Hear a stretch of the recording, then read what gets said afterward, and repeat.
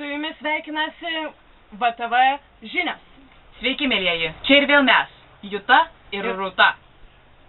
Mes norėtume atskleisti visas intrigas, kurios vyksta šiuo metu mūsų nuostabioje stovykloje. Taip pat aptarsime ir gyvenimo sąlygas. Karščiausias naujienos, didžiausi skandalai tik mūsų VTV žiniose. Laukite mūsų nuostabių reportažų. O dabar ženkime į nuotykių pasaulį ir žiūrėkime, ką šiandieną mes jums paruošėme. Štai matome, kaip vyksta sandėris. Bankininkas stovi pasilipęs ant stalo, tarsi būtų už visus aukštesnis, bet štai pilietis Karolis, susigūžęs, laukia, kada jam bus duoti pinigai.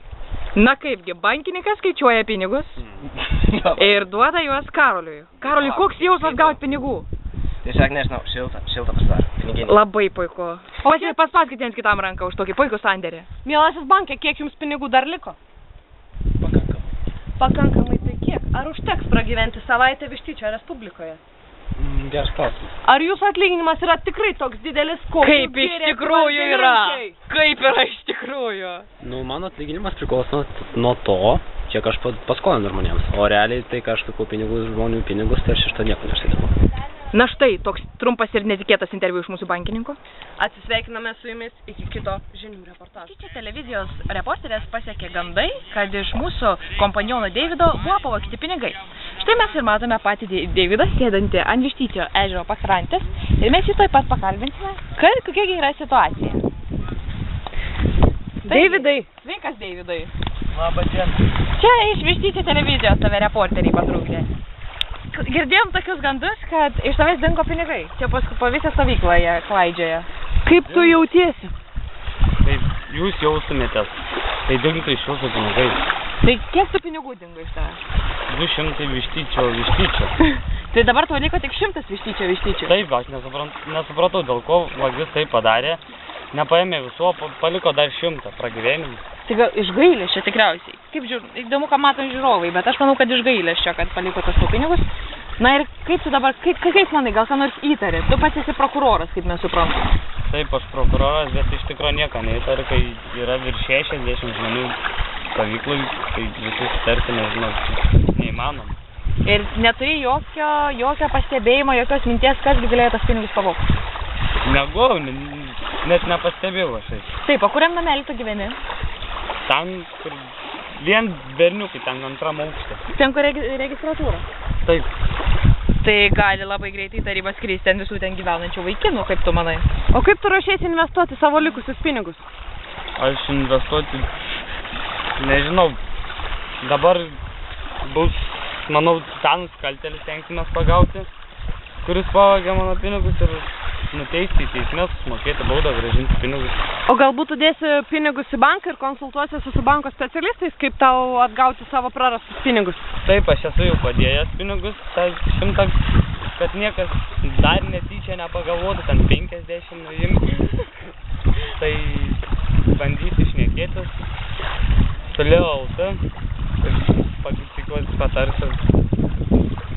Pavyks man.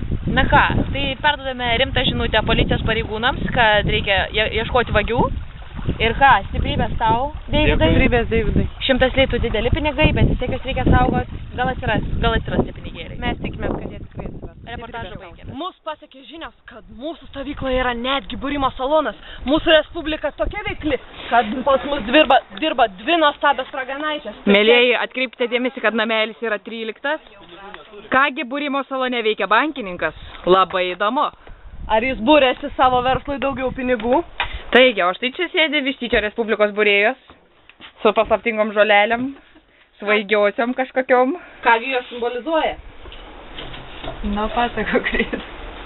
Čia jūs mūsų klausėte? Taigi, mielosios būrėjos, kas čia per žolelės? Taip, mūsų žodis, aišku, neįkainojamas ir mūsų patarimai labai vertingi.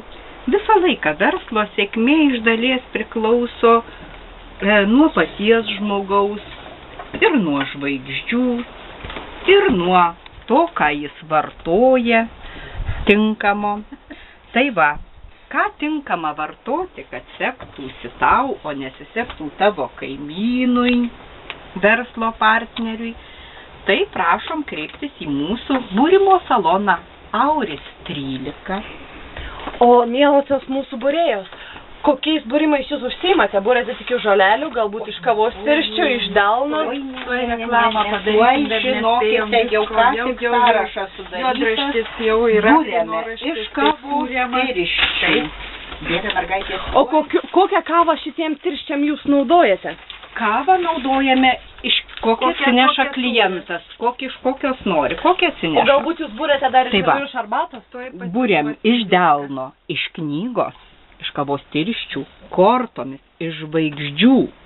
Siūlome žolelių dėl meilės ir nuo meilės, verslo sėkmiai, verslo nesėkmiai, karštį padidinančių, karštį pamažinančių. Siūlome relaksacijos apklotų. 1 minutės kaina reali. O čia dar norėčiau paklausti. Siūloma ypatinga paslauga M18. Būrimas kavos tirščiais kliento namelyje. Puiku, o čia paslauga 4000 litų, kaip matom? Ne mažiau. Ir galima dar tiek pat laimėti. O galima dėrėtis galbūt mūsų mielosios raganaitės? Be abejo. Žiūrint, su kokiom nuostatom ateisit, ko pageidausit, koks užsakymas bus, žinote, visi bus ingredientai, ką bus loterija, galima skaityti horoskopą. Na, mes labai džiaugiamės. O specialiai politikams turime testą, ar pasitikite savo jėgų. Dabar mūsų žinių tarnyba lankosi prie stovyklavietės valgyklos. Pažiūrėkime, kokiamis sąlygomis mes gyvename.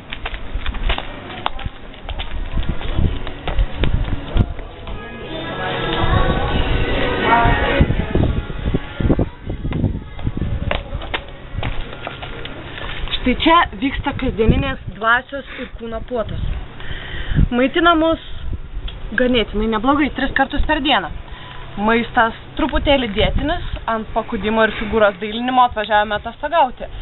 Manau, kad maistas yra ganėtinai kaloringas, sveikas, jame nieko netrūksta ir gyvenimo sąlygos tikrai atitinka mūsų lūkesčius. Gyvename ganėtinai prabangiuose nameliuose kaip Lietuvos kurortui ir... Ką dar galėtum, Rūta, pridurti? Galėčiau pridurti tai, kad naktį reikia labai toli bėgti iki tualeto. Tualetai galėtų būti kiekviename namelyje. Aš tikrai nesupykčiau. Bet kol kas viskas atrodo tiesiog fantastiškai ir laukite tolesnių naujienų. Grįžtančius iš nuostabaus grožio kelionės po Vištyčio apylinkės. Kaip jaučiatės? Labai puikiai. Ar lietutis nenuplovė ašarų? Ne, tikrai ne, pasitaškėm balase ir viskas labai stipriai. Šaunu. Na ką, o dabar mes žengėme į apgyvendinamasis patalpas, pažiūrėti, kasgi ten gero. Kaip skurdžiai ir nejaukiai gyvena Lietuvos žurnalistai. Vištyčio žinių žiūrovai. Aptarėme jau daugybę dalykų, bet dar reikėtų aptarti ir mūsų apgyvendinimą, kaip sakant, šiuos nuostabius namelius. Tai kviečiu operatorę štai žengti į šią nuostabią terasą su neišpasakytos geros kokybės baldais. Na, iš tikrųjų, terasa visiškai verta tik 10 balų. Ją atsiveria patys puikiausi vaizdai. Na, žinoma, čia ir yra šiek tiek šaltųjų ginklų, bet, na, visko pasitaiko ir visada bus kuo apsiginti. Na, o dabar žengime į vidų, pažiūrėkime, kas gero vyksta čia. Taigi, kambarys. Standartinis Vištyčio Respublikos kambarys. 2 lovos, labai romantiška. Na ką, langų taip pat netrūksta, visi 2 ir abudu atsidaro. Lovos visiškai naujos, patalynė visiškai švari. Kaip matote, čia gyvena tikriausiai labai protingi žmonės, nes daugybė knygų ir panašių dalykų. Na tai ką, tikimės, kad visi stovyklos gyventojai gyvena tokiuose nuostabiuose kambariuose ir tikrai neliūdi ir turi ko užsiimti. Ačiū uždėmesi. Toliau norėtume aptarti Vištyčio stovyklavietės tualetus. Štai čia yra mūsų nuostabieji tualetai. Mes stovime moterų pusėje. Štai čia net nesimato sienos ir mes galime jaustis tiesiog žiauriai didelę bendrumo dvasią su vyrais. Kadangi esame atskirtos, štai čia pasimatėjus ant sienos mes galime matyti, kas verda vyrų gyvenime. O atsistojus duše galime beveik maudytis su vyrais, nes jaučiame tik tai ploną ribą tarp mūsų bendrystės. VTV žinios šiandieną jau baigėsi. Susitiksime rytoj. Su jumis buvo Rūta ir Juta.